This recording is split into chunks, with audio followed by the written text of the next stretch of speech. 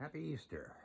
I hope you have a good one, even though it's one at home, isolated from others, trying to keep from getting the coronavirus. And I hope you do. Stay well.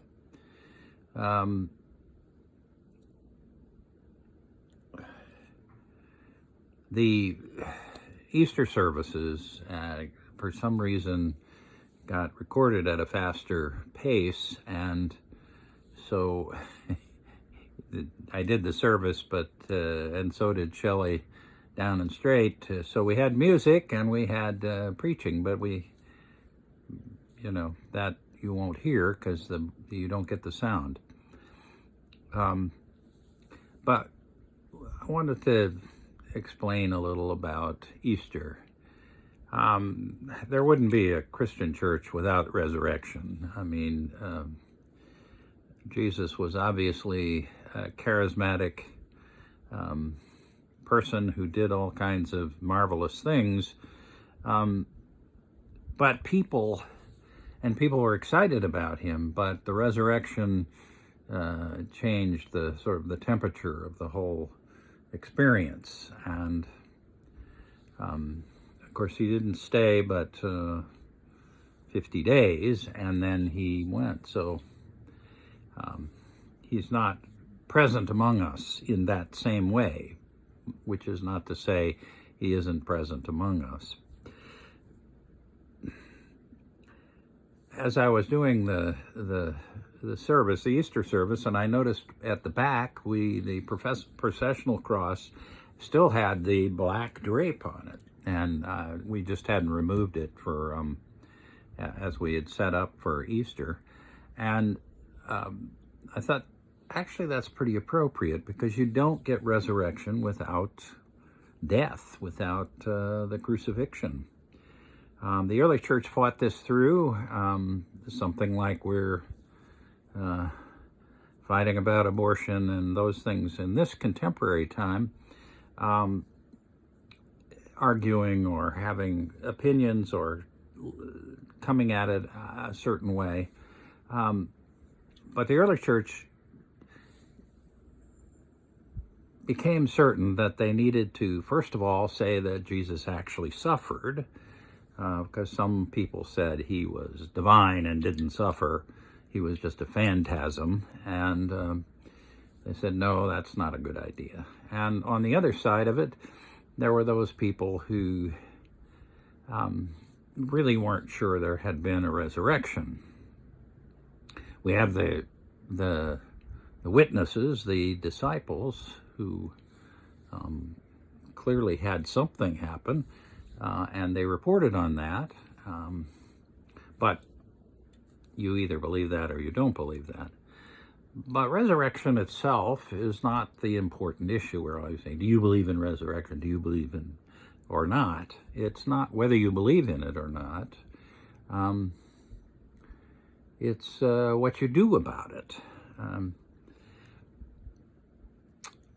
In a kind of standard way, the church looks at it as salvation, as the forgiveness of sins, the reconciliation of humanity to God. And that's already done. It doesn't have to happen again. The experience has happened, and Jesus has offered us a path, a way. But we ourselves have to live in a different way. And the resurrection itself is part of this death and resurrection cycle. And we have all kinds of symbols around us at Easter that we have Easter eggs, and we have bunnies, and we have chicks, and we have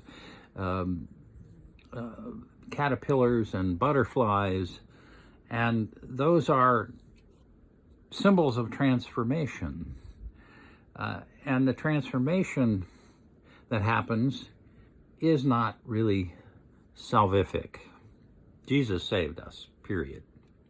We don't have to do that. That was done for us. And it is there for us. If we can work our way to it, we often get lost in this life. And so we have to sort of bear our own cross to get rid of whatever it is. All you have to do is go to an open AA meeting and you hear stories of people who have been transformed. But those people ultimately are saved already. Salvation is out there for all. But transformation is our responsibility. And we can only do that by bearing our own cross. Now, some of the transformation is personal. We mess up in our own lives with our own choices. Some of it is from other people who cause us difficulties, maybe raised with bad parents or no parents, and abused in some way. Those are things that have to be overcome. They have to be transformed and turned from. I'm always amazed to listen to survivors of the Holocaust, and they talk about forgiveness, and some of them just simply say, I forgive my captors. And then they say, quite frankly, I forgive because if I don't forgive, it just destroys my life. It makes my life hard to live. I think that's true. We have to transform ourselves. We participate in that. We carry our own cross. And so the cross and the resurrection is both literally true for Jesus and metaphorically true for the rest of us. It is a metaphor for our life. We are already saved. Now, I fully agree with evangelicals who say, well, you need to recognize that and say, and understand your own salvation. That's true. But the fact is, you're already saved. And it's there. It's waiting for you if you can appropriate it. And the only way you can appropriate it is to transform your life. And you transform your life by carrying your own burden, your own cross. So Easter is central to living, just as the Exodus story is central to Judaism and really to the world, because God participated in the liberation of the tribe, the Israelite tribe, from the Egyptian tribe. And that was the sort of the center of understanding of the relationship between God and humanity. And there was a covenant there, a relationship that was dependent on each other. So, Easter, it is about death and resurrection. We don't like the death part of it so much, but you don't get the resurrection without the death.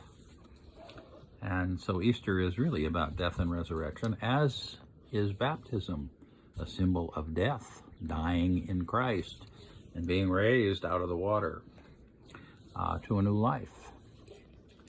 But the new life is pretty much our responsibility. Salvation is not. We are given that as a free gift, as Paul so well says. And it's there for us if we transform ourselves. Now, everybody has a different idea of what transformation is, and it's much easier to think about transformation for somebody else than it is for oneself. But that's the Holy Week event. It is about transformation and figuring out what that means for me in my life now. And what it means for me right now is that I need to go and get on the rowing machine and exercise, because Holy Week always I get busy and I don't get enough exercise, so I'm going to go do that. Happy Easter. Blessings to you.